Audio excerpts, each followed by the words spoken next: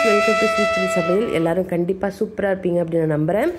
இன்றைக்கி வந்து பார்த்தீங்கன்னா பலாப்பழம் வச்சு ஒரு 2 ரெசிபி வந்து பார்க்க போகிறோம். ரொம்ப ரொம்ப சிம்பிள், டேஸ்ட்டும் சூப்பராக இருக்கும். பலாப்பழம் பார்த்தீங்கன்னா அங்கங்கே வந்துட்டு கருப்பு கருப்பாக டாட் மாதிரி வந்திருக்கு. இந்த மாதிரி இருந்துச்சுனாலே வந்து பலாப்பழம் வந்து ரொம்ப நல்லா பழுத்திருக்கு அப்படின்னு அர்த்தம். இந்த பலாப்பழம் பார்த்தீங்கன்னா ஊர்லேருந்து கொடுத்துட்டு இருந்தாங்க. ஒரு 3 நாள் வந்துட்டு வச்சதுக்கப்புறம் கட் பண்ணலாம், அதுக்கப்புறம் பழுத்துரும் அப்படின்னு சொன்னாங்க. ஆக்சுவலாக 2 நாள்லேயே வந்து நல்ல வாசனை வர ஆரம்பிச்சிச்சு. இதோட டேஸ்ட் வந்து பார்த்திங்கன்னா ரொம்ப ரொம்ப சூப்பராக இருந்துச்சு. அதாவது எங்கள் வீட்டுக்கு பக்கத்தில் இருக்கிறவங்க அவங்க வீட்டில் இருக்கிற மரத்தில் வந்து கட் பண்ணி கொடுத்துட்டு இருந்தாங்க. இதை வச்சு தான் வந்துட்டு ஒரு 2-3 ரெசிபி வந்து பண்ணலாம் அப்படின்னு சொல்லி பிளான் பண்ணியிருக்கேன். பக்கத்தில் நெய்பருக்குலாம் எல்லாருக்கும் கொடுத்தாச்சு. அது போக வந்துட்டு கொஞ்சம் இருக்குது. இந்த ரெசிபி பண்ணுறதுக்கு பார்த்தீங்கன்னா ஒரு 2 கப் அளவுக்கு பொடி பொடியாக கட் பண்ண பலாப்பழம் தேவைப்படுது. அதனால் வந்துட்டு தனியாக வந்துட்டு அந்த சீடு தனியாக பழத்தை தனியாக வந்து பிரித்து எடுத்துக்கலாம். அப்போ தான் நம்ம பொடி பொடியாக கட் பண்ணுறதுக்கு கரெக்டாக இருக்கும். ஏன்னா இதை நம்ம மிக்சியில் அரைக்கணும், அதனால் கொஞ்சம் கட் பண்ணால் தான் கொஞ்சம் கரெக்டாக இருக்கும். இல்லைனா வந்துட்டு திரியாக இருக்கும். இது நம்ம ஃபஸ்ட்டு போகிறது வந்து பார்த்திங்கன்னா போண்டாவுக்கு வந்துட்டு நல்லா வந்து நைஸாக வந்து அரையணும். அதுக்காக தான் வந்துட்டு அந்த போண்டா வந்து ரெடி பண்ணுறோம். அடுத்ததாக பார்த்தீங்கன்னா ஆஸ் யூஷுவல் வந்து கொழுக்கட்டை தான். இதில் நீங்கள் புட்டு கூட ட்ரை பண்ணலாம். இந்த சீடை வச்சு வந்து நீங்கள் பக்கோடா ட்ரை பண்ணி பாருங்கள், டேஸ்ட்டு சூப்பராக இருக்கும். அதை நல்லா வேக வச்சுட்டு ஆஸ் யூஷுவல் எப்படி பக்கோடா போடுறோமோ அந்த மாதிரி வந்து இந்த சீடை வந்துட்டு வேக வச்சு அப்படி மசிச்சு போட்டுடலாம். போட்டுட்டு நம்ம மிக்ஸ் பண்ணிவிட்டு அப்படியே பக்கோடா போடும்போது இன்னும் டேஸ்ட் நல்லாயிருக்கும். இதை வேஸ்ட் பண்ண வேண்டாம். ஏன்னா வந்துட்டு ஒரு சில பேர் வந்துட்டு அது பொரியல் பண்ணுவாங்க, இல்லைனா மசாலா பண்ணுவாங்க. நீங்கள் ஒரு வாட்டி பக்கோடா ட்ரை பண்ணி பாருங்கள், இந்த டேஸ்ட் உங்களுக்கு கண்டிப்பாக பிடிக்கும். இது செய்ய போகிற போண்டாவுக்கு பார்த்தீங்கன்னா நான் பச்சரிசியை வந்துட்டு ஏற்கனவே ஒரு 2 மணி நேரத்துக்கு முன்னாடி ஊற வச்சுட்டேன். இந்த போண்டாவுக்கு வந்துட்டு அப்படியே வந்து அரிசி மாவு கூட யூஸ் பண்ணலாம். பட் இருந்தாலும் இந்த மாதிரி அரைச்சி போடும்போது அதோட டேஸ்ட் வந்துட்டு இன்னும் சூப்பராக இருக்கும். நம்ம அரிசி மாவில் போடும்போது கொஞ்சம் ஹார்டாகிடும். அதுக்கு வந்து கொஞ்சம் சோடா உப்பு வந்து போட்டு பண்ணோம்னா அது கொஞ்சம் சாஃப்டாக இருக்கும். பட் ஆனால் இந்த மாதிரி ஊற வச்சு பண்ணுற அரிசியில் வந்துட்டு நம்மளுக்கு சோடா உப்பு தேவைப்படாது. ஏன்னா நம்ம பொரிக்கும் போதே வந்து நல்லா சாஃப்டாகிடும். அளவு பார்த்தீங்கன்னா நான் எடுத்துகிட்டு இருக்கிறேன் இந்த கப்பு அளவு தான். இந்த கப்பில் வந்து 1 கப் அளவுக்கு பச்சரிசி நான் வந்து 2 மணி நேரத்துக்கு முன்னாடி நல்லா ஊற போட்டுட்டேன். அதே கப்பில் வந்து பார்த்திங்கன்னா 2 கப் அளவுக்கு நம்ம பொடி பொடியாக கட் பண்ண பலாப்பழத்தையும் எடுத்துக்கலாம். அளவு பார்த்திங்கன்னா இதுதான். இதுக்கு தேங்காய் பார்த்திங்கன்னா 1 கப்லேருந்து 3/4 கப் அளவுக்கு இருக்கலாம். வெல்லம் அதே மாதிரி வந்து ரொம்ப வந்துட்டு இது டேஸ்ட்டாக இருக்குது. இந்த பலாப்பழம் வந்து ரொம்ப ரொம்ப டேஸ்ட்டாக இருக்கிறதுனால நான் ஒரு 1/2 கப் அளவுக்கு மட்டும் சேர்த்துக்கிறேன்.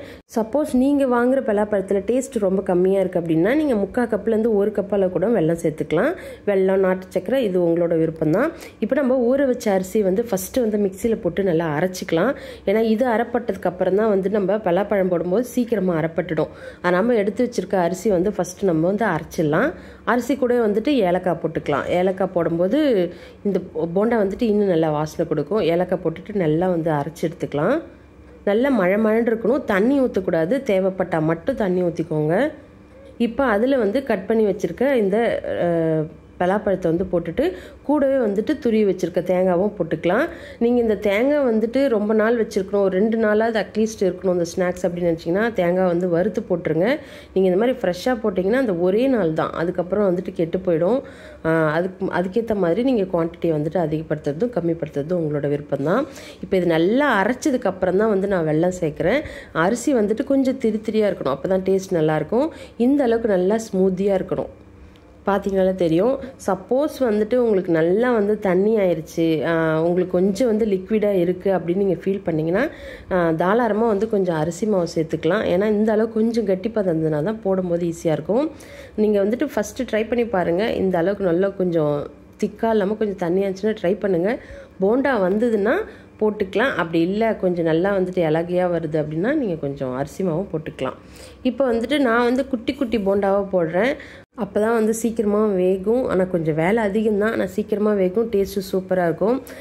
சின்ன வயசில் பார்த்திங்கன்னா இந்த அளவுக்கு தான் வந்துட்டு போண்டா வந்துட்டு எங்கள் வீட்டில் போடுவாங்க. ஏன்னா அப்போ தான் நிறையா வந்து மென்று சாப்பிடுவோம் அப்படின்றதுக்காக, ஏன்னா சீக்கிரமாக சாப்பிடணுன்றதுக்காக குழந்தையில வந்துட்டு நல்லா மென்று சாப்பிடணும் அப்படின்றதுக்காக இந்த சைஸில் தான் போடுவாங்க.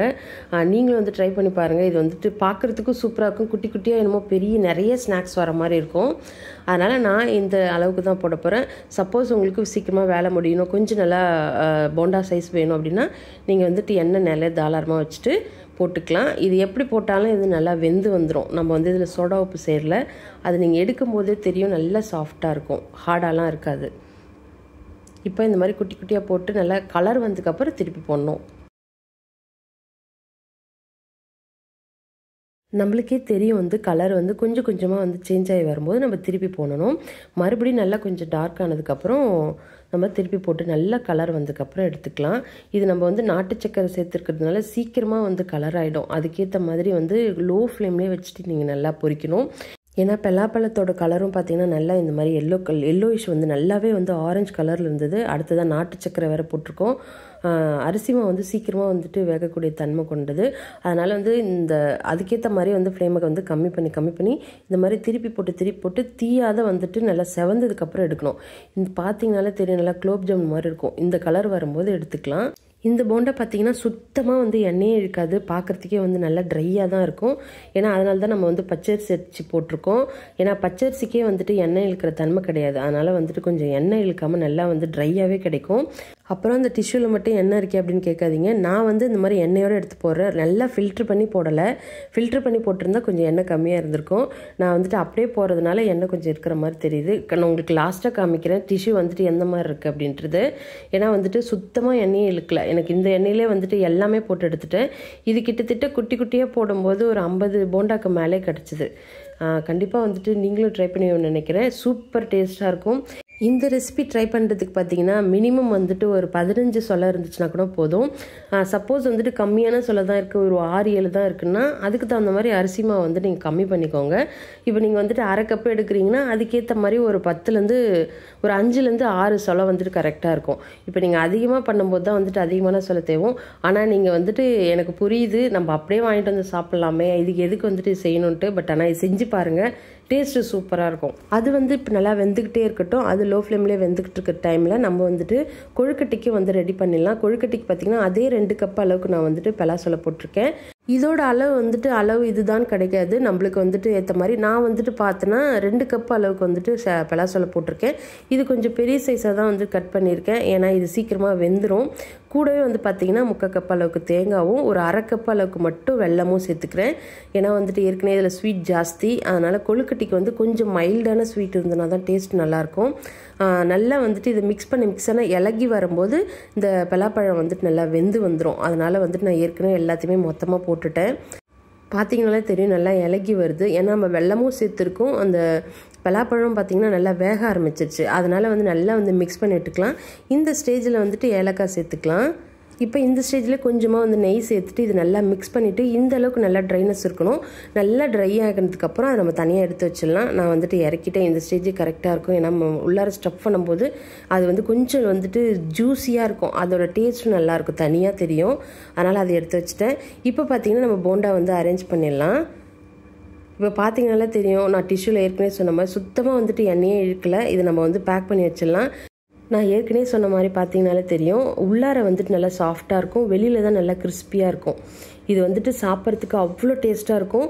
இதுவே நீங்கள் போண்டா சைஸில் பெருசாக நல்லா போட்டிங்கன்னா அது உள்ளுக்குள்ளார நல்லா சாஃப்டாக இருக்கும், வெளியில் நல்லா கிறிஸ்பியாக இருக்கும். அது ஒரு மாதிரி வந்து மைதா போண்டா மாதிரி டேஸ்ட்டாக இருக்கும். இது குட்டி குட்டியாக சாப்பிடும்போது இது அப்பம் மாதிரி, இது ஒரு வித்தியாசமான டேஸ்ட்டாக இருக்கும். ரெண்டுமே ட்ரை பண்ணி பாருங்கள். பலாப்பழத்தில் இப்படி ஒரு டிஃப்ரெண்ட்டான ரெசிபி நீங்கள் ட்ரை பண்ணுவீங்க அப்படின்னு நம்புகிறேன்.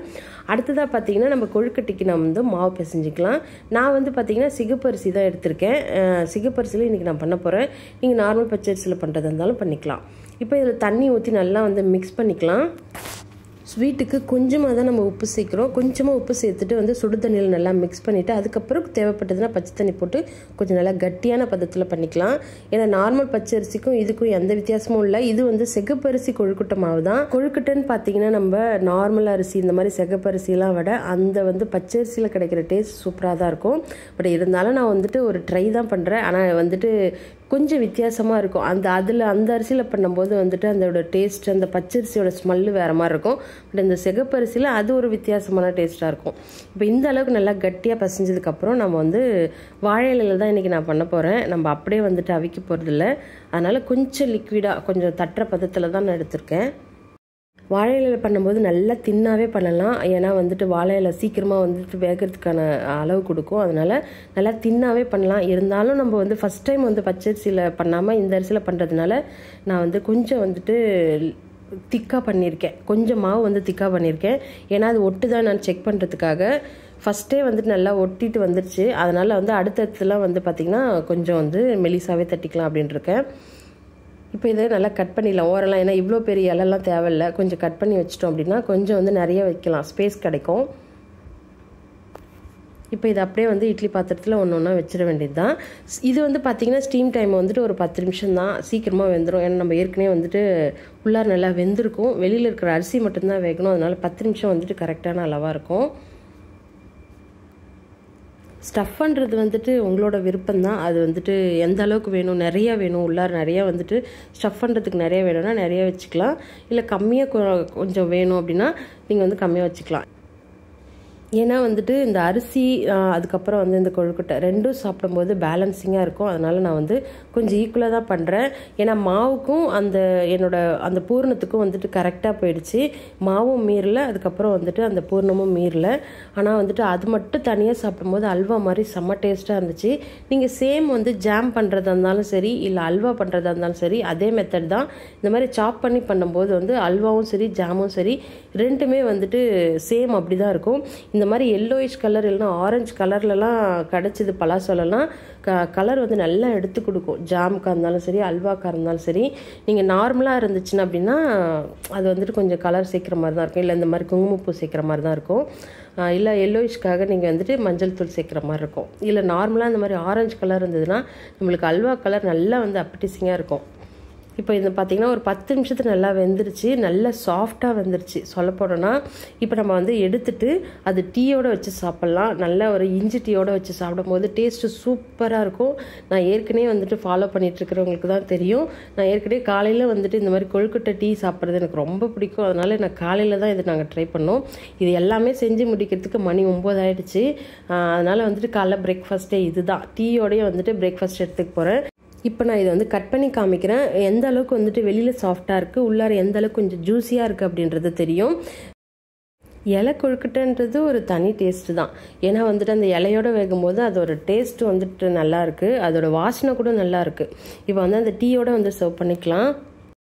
இது வந்து பயங்கர சூடாக தான் இருக்குது, இருந்தாலும் நான் கட் பண்ணி காமிக்கிறேன். இந்த வீடியோ நான் இங்கேவே முடிச்சுக்கிறேன். இவ்வளோ நேரம் பொறுமையாக பார்த்தவங்க எல்லாருக்கும் ரொம்ப ரொம்ப நன்றி. நீங்கள் என்ன சப்ஸ்கிரைப் பண்ணாமல் பார்த்துட்டு இருந்தீங்க, மறக்காமல் சப்ஸ்கிரைப் பண்ணிக்கோங்க. பக்கத்தில் இருக்க பெல் பட்டனை கிளிக் பண்ணிக்கோங்க. அப்போ தான் நான் போடுற வீடியோ ஒன்றுக்கு நோட்டிஃபிகேஷனாக உங்களுக்கு வரும். வேறு ஒரு வித்தியாசமான ரெசிபியில் மீட் பண்ணுறேன். அது வரைக்கும் பாய், தேங்க்யூ.